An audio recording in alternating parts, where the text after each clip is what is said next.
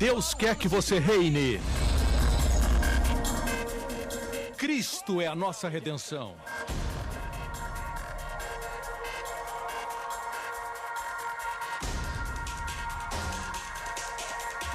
Deus é justo e faz o pecador justo.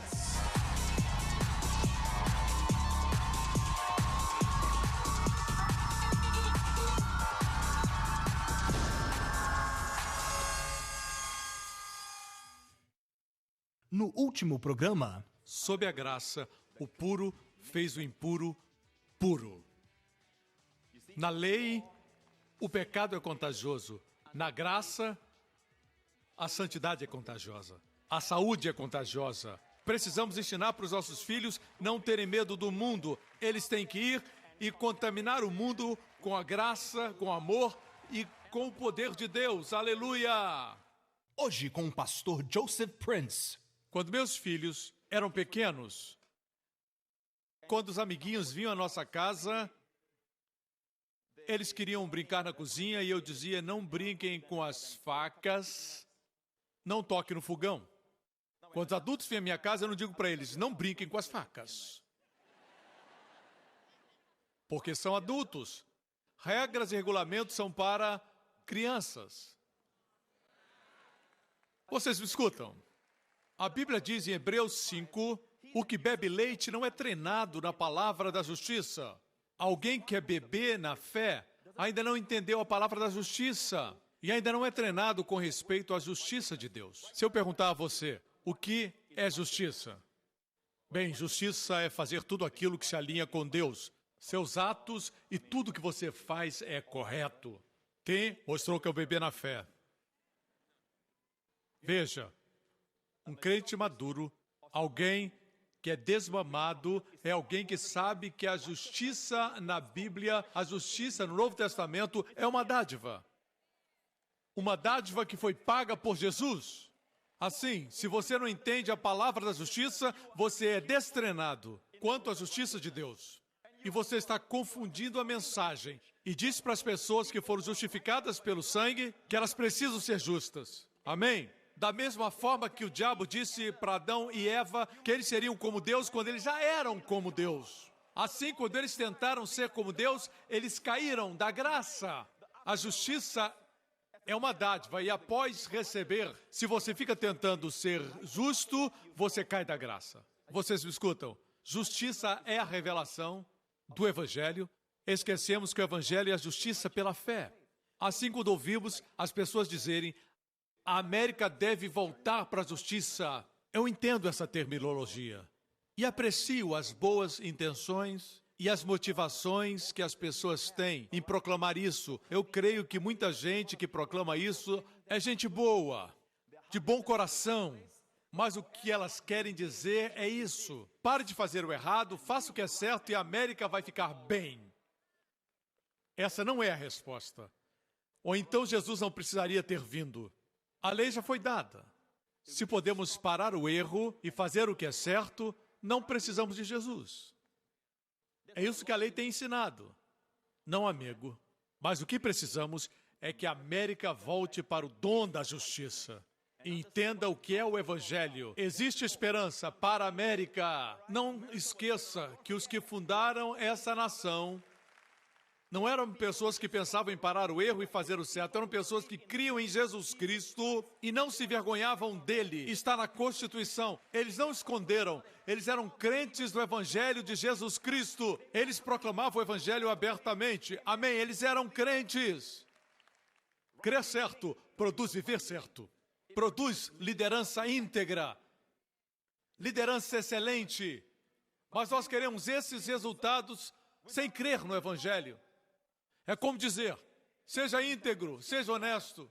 Estamos falando de resultados. Quando Jesus fala da raiz que produz o fruto.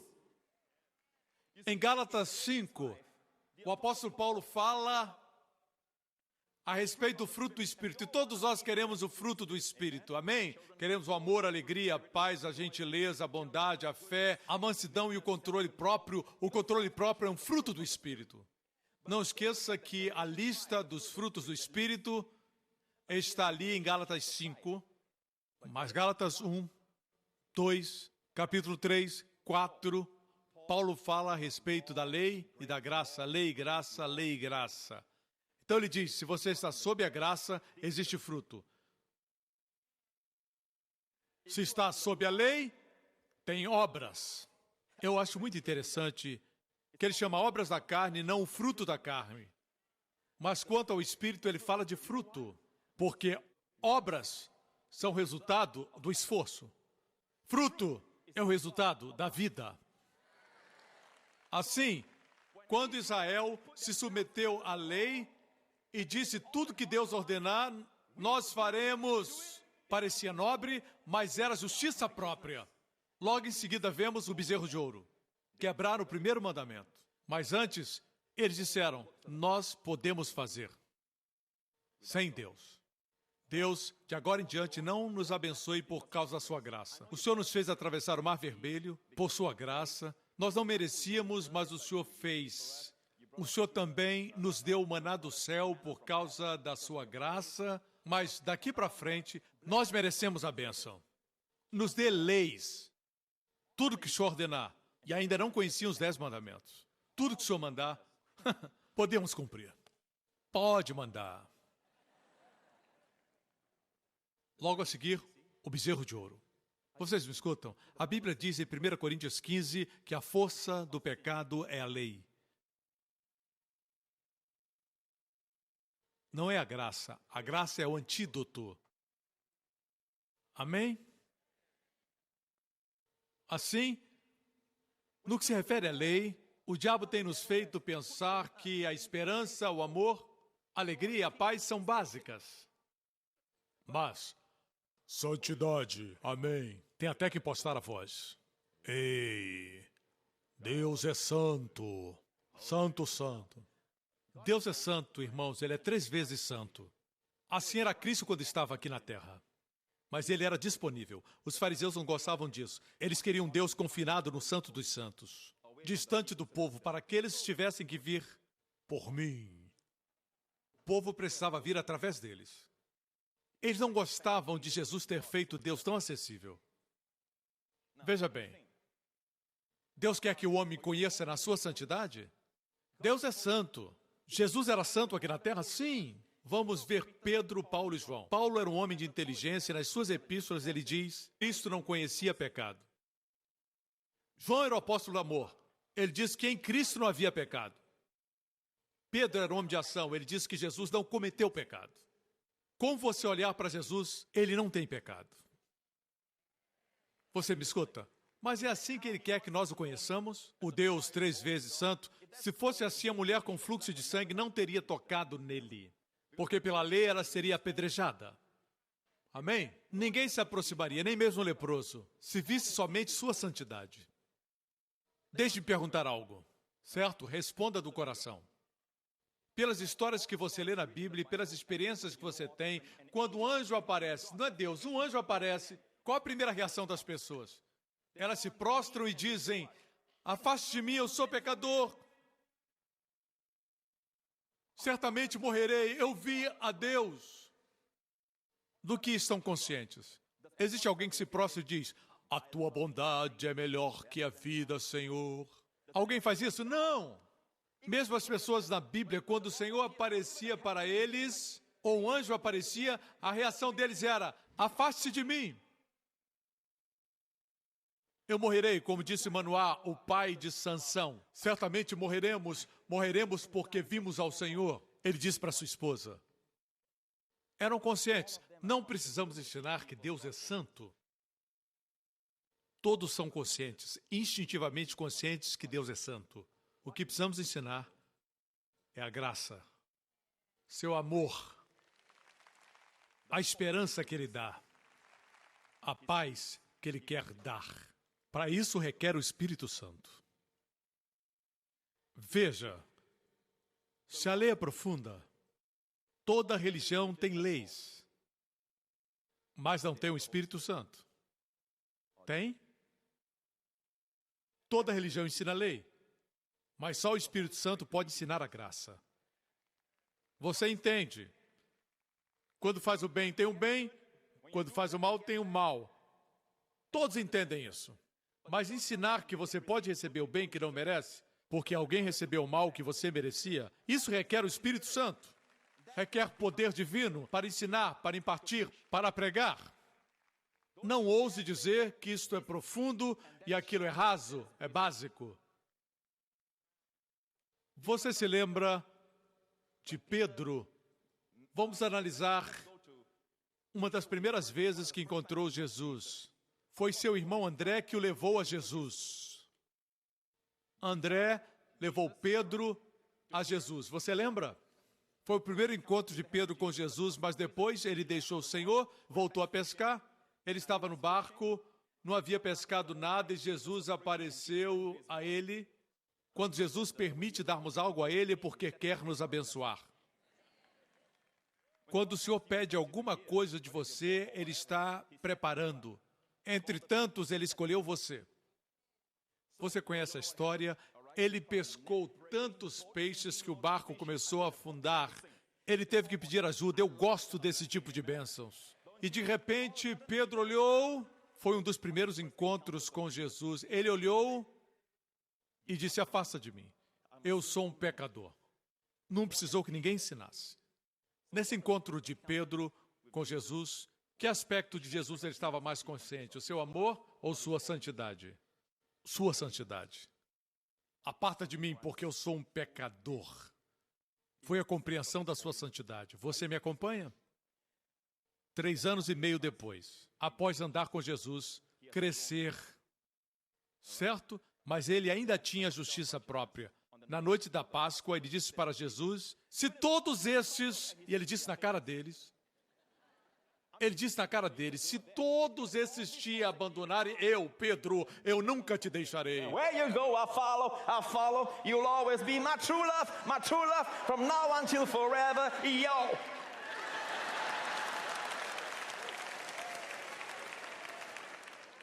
E Jesus disse, Pedro, essa manhã, antes que o galo cante, você vai me negar 3 vezes. Ele diz, não, eu não, impossível. Nunca farei isso. Bem, ele fez.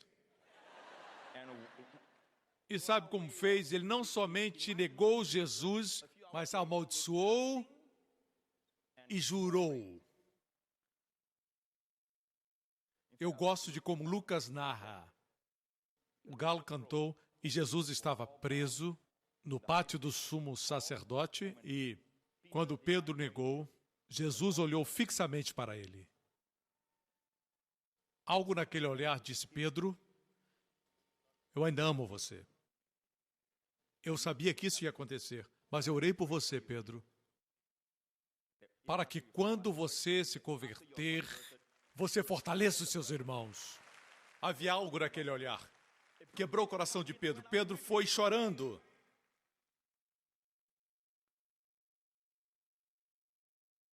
Bem, Jesus morreu na cruz e 2 semanas depois da sua morte, a Bíblia diz que Pedro foi pescar com os discípulos. Ele era um líder e ele disse, vamos pescar. E Jesus caminhava à margem do mar da Galileia e ele disse, vocês têm alguma comida? E eles disseram, não. Pescaram a noite toda sem pegar nada. Jesus disse, lance a rede do lado direito. O lado direito é o lado da justiça. Eles fizeram o que Jesus mandou e pegaram muitos peixes. João reconheceu que era Jesus. E diz a Bíblia que Pedro, quando reconheceu que era Jesus, ele pulou na água e saiu nadando. Espera, você sabia que Jesus já havia restaurado Pedro, mas não foi registrado na Bíblia? A Bíblia não fala a respeito do encontro pessoal que Pedro teve com Jesus depois de ele ressuscitar. Mas se nós lermos em 1 Coríntios 15, diz que depois de Jesus ressuscitar, ele foi visto por Cefas. Cefas é um outro nome para Pedro, na língua caldeia. Por Cefas e depois pelos 12. Na narrativa bíblica diz que naquela noite, Jesus apareceu para os discípulos, para os 11 no cenáculo, ok? Escute, algo aconteceu nesse intervalo. O Espírito Santo ocultou o encontro que Jesus teve com Pedro. E ninguém pôde ver aquela restauração. Tudo que sabemos é que Jesus encontrou-se com Pedro. Assim, 2 semanas depois, quando Pedro descobriu que era Jesus no mar da Galileia, ele mergulhou e foi na direção de Jesus. Agora, o que acha que o atraiu? Sua santidade E Ele é sempre santo, 3 vezes santo, ou seu amor. Digo, irmãos, se fosse sua santidade, Pedro nadaria para o lado contrário, para longe de Jesus. Eu faria isso, mas ele mergulhou e foi na direção de Jesus. Ele não esperou, ele se apressou a ir a Jesus. Agora, o que é maturidade? Quando ele não sabia ainda quem era Jesus, ele tinha uma vaga ideia, mas não sabia claramente quem era Jesus. Foi o aspecto da sua santidade que ele era mais consciente. Mas após caminhar com o Senhor, conhecê-lo, ser perdoado por ele, conhecê-lo mais profundamente, foi o aspecto da sua graça e amor que atraiu Pedro. O que era maturidade na vida de Pedro? Deus quer ser conhecido por seu amor e sua graça. Deus é santo? É. 3 vezes santo. Deus pega mais leve com o pecado? Não. Pecado é pecado para Deus. Mas eu vou dizer por quê. Hoje Deus quer ser conhecido no aspecto do seu amor e da sua graça. A Bíblia não diz que Deus é santidade, mas define Deus como sendo amor. Certo? Deus é santo. Santo, santo, sim. Mas a Bíblia diz que ele é amor. Veja isso. A Bíblia diz que existe uma palavra no Antigo Testamento que eu penso que os tradutores têm problema tentando definir essa palavra, ok? E eles usam palavras como bondade, amor. Uma tradução diz amor, outra diz misericórdia. Suas misericórdias se renovam. A palavra aqui hebraica é hased. Davi disse, Senhor, a tua benignidade é melhor do que a vida. Vemos aqui a mesma palavra, hased, a mesma palavra hebraica, mas diferente no português. Parece que os tradutores não conseguiram descobrir a palavra exata. No outro texto diz, as suas misericórdias se renovam. Em hebraico é hased, se renovam toda manhã. Algum tempo atrás eu fui a Israel e, como disse ontem à noite, existem muitos pastores judeus com congregações messiânicas pregando a mensagem da graça. Amém? E eles têm um Novo Testamento em hebraico. O Novo Testamento foi escrito em grego, mas eles têm uma versão em hebraico. E eu perguntei isso. Onde diz graça, por exemplo, a lei foi dada por Moisés e a graça veio. Qual a palavra para graça no hebraico? Certo? E eles disseram, onde está escrito graça? No hebraico é hased. Em outras palavras, Davi estava dizendo, a tua graça é melhor que a vida. Davi disse, sua graça permanece para sempre. Amém? Josafá foi invadido por 3 exércitos enormes, numerosos. E ele trouxe cantores cantando a beleza da sua santidade. E qual a beleza da sua santidade? A letra do louvor foi revelada. Louvai ao Senhor, porque sua hased, graça, permanece para sempre. E os inimigos lutaram entre si. A graça deu a vitória. A batalha pertence ao Senhor. Eles focalizaram na graça. Deixe-me concluir com isso, ok? Existem aqueles que dizem, o pastor Prince não prega sobre o arrependimento. Ele e o Joe fazem parte do mesmo grupo. Mas quando eles dizem isso, o que querem dizer é que, quando pregamos o arrependimento, as pessoas não clamam, não choram, não batem no peito, dizendo, Jesus, Jesus! Pregamos a mensagem do púlpito e as pessoas são transformadas, mentes são mudadas. A palavra grega para arrependimento é metanoia, mudança de mente. Todo domingo as pessoas, tanto aqui como pela televisão, quando escutam a mensagem de Joe, elas têm suas mentes mudadas. De um Deus que está com raiva a um Deus sorridente, refletido pelo pregador. Um pregador sorridente. E de um pensamento mesquinho, passam a crer num Deus grande. O arrependimento está ocorrendo, irmãos. Perdem o medo de se aproximar de Deus e têm ousadia em se aproximar dele. Isso é arrependimento? Não é esse remorso que pregam por aí. Vou mostrar no versículo e vou concluir. Em Mateus 27:3, diz que então Judas, o que o traíra, vendo que fora condenado, trouxe arrependido. Era um verdadeiro arrependimento? Não, o arrependimento que está falando aqui é remorso. Na versão NVI diz, foi tomado de remorso. Ele nunca buscou o perdão de Jesus. Ele cometeu o ato maior de justiça própria. Ele se matou. Ele preferiu se enforcar do que permitir que a morte de Jesus o perdoasse. Você percebe a justiça própria? Pedro traiu, mas esperou que ele morresse por ele na cruz. Amém? A maior humildade é receber e não se autopunir. Não ouse se punir. Deus enviou seu filho para ser punido no seu lugar. Não puna a sua família. Não puna você mesmo. Jesus foi punido na cruz como juízo de Deus em seu lugar. O arrependimento tem como base essencial se arrepender para com Deus. Paulo diz em Atos 20, versículo 21, testifiquei tanto a judeus como gregos que eles precisam converter-se a Deus com arrependimento e fé. Em toda pregação, o arrependimento tem que ser para com Deus. Isso quer dizer mudar a sua mente com respeito a Deus. Aí está o segredo de tudo. Como você vê a Deus é como será a sua vida. Mude a sua mente a respeito de Deus. Deus corre para você quando você dá um passo na direção dele. Esse é o Deus que Jesus veio revelar. Mais uma porção e eu vou concluir. Certa vez eu disse, Deus, me dê uma ilustração na sua palavra sobre o arrependimento para que eu cale a boca de alguns. Eu estou cansado disso. O fato é que eles têm atingido o rebanho. Eu fico chateado quando atacam o rebanho. Se você é um pastor, alimente. Não seja um lobo que bate e depois destrói. Eu pedi uma ilustração e o Senhor me deu essa linda ilustração. Em Lucas, capítulo 15, todos os publicanos e pecadores estavam se reunindo para ouvi-lo. Isso não é lindo? Os publicanos e os pecadores vieram ouvir Jesus. Todos eles ligaram a TV para assistir Joel. Mas os fariseus e os mestres da lei o criticavam. Este homem recebe pecadores e come com eles. Que rótulo! Amigo dos pecadores. E Jesus lhes contou essa parábola. Vou concluir com ela. E ele contou essa parábola para eles. Não esqueçam, um lado era de pecadores, o outro de publicanos. Jesus disse, qual de vocês que possuindo 100 ovelhas e perdendo uma, não deixa as 99 no campo e vai atrás da ovelha perdida até encontrá-la? E quando a encontra, coloca alegremente sobre os ombros. Como faz isso? Alegremente. Agora, próximo verso. E vai para casa. Isso já é demais. Nenhum pastor faz isso com ovelha perdida.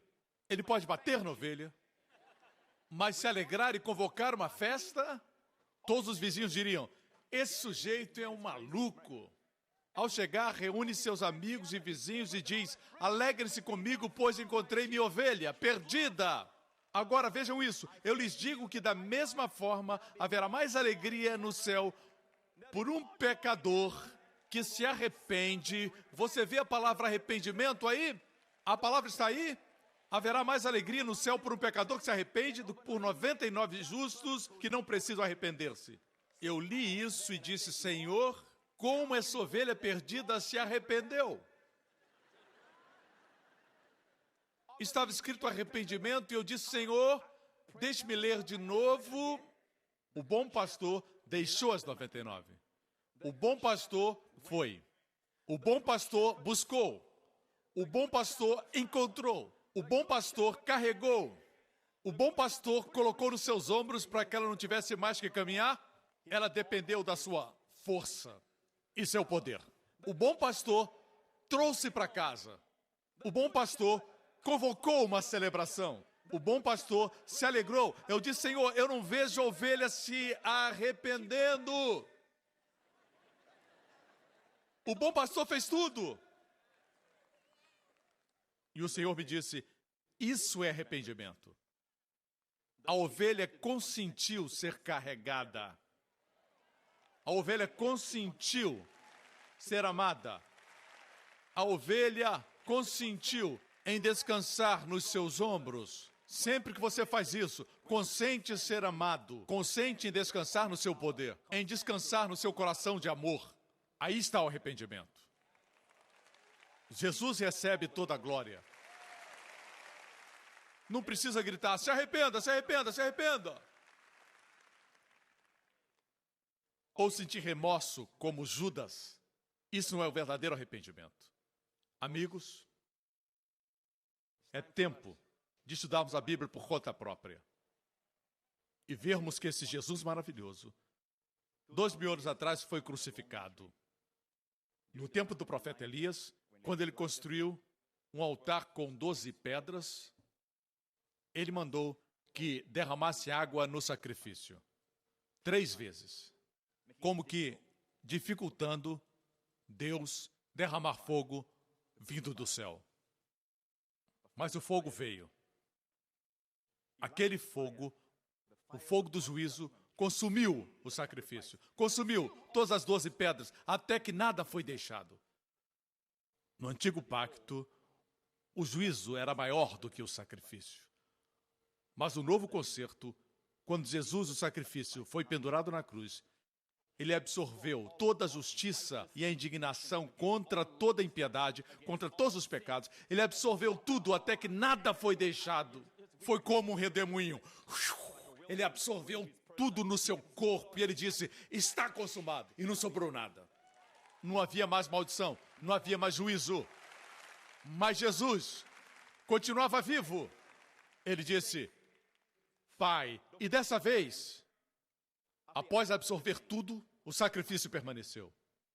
Pela primeira vez, nós vemos que o sacrifício é maior do que o juízo. A graça chegou. Aleluia!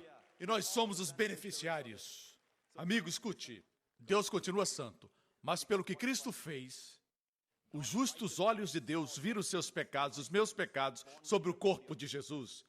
E Deus, que é santo, 3 vezes santo, não pode punir-nos hoje pelos pecados que ele já puniu Jesus. É a chamada lei da dupla incriminação. O mesmo crime, o mesmo pecado, não pode ser julgado 2 vezes, no corpo do meu substituto e depois do meu corpo. Deus seria injusto se fizesse isso. Não seria santo se fizesse isso. Meus irmãos, hoje a santidade de Deus está do nosso lado. Assim como os israelitas colocaram o sangue nos portais da casa naquela noite, Deus ficou do lado deles, porque o sangue foi derramado. Entenda que a santidade de Deus está do seu lado, exigindo a sua inocência e a sua justificação, exigindo o seu perdão. A justiça de Deus está do seu lado. Deus é por você e não contra você. Dê a Ele louvor, igreja. Aleluia! Amém! Esse é o nosso Deus. Obrigado por sintonizar no programa de hoje. Esperamos que tenha sido uma bênção para a sua vida. Para mais informações sobre o programa da Igreja New Creation, acesse o site ncctv.org.sg. Lá você poderá se inscrever para receber um devocional diário do pastor Joseph Prince. Seja incentivado e fortalecido todos os dias e saiba o quanto Deus lhe ama através desses devocionais. Acreditamos que seu dízimo pertence à igreja que você frequenta e oramos para que você seja grandemente abençoado, altamente favorecido e profundamente amado.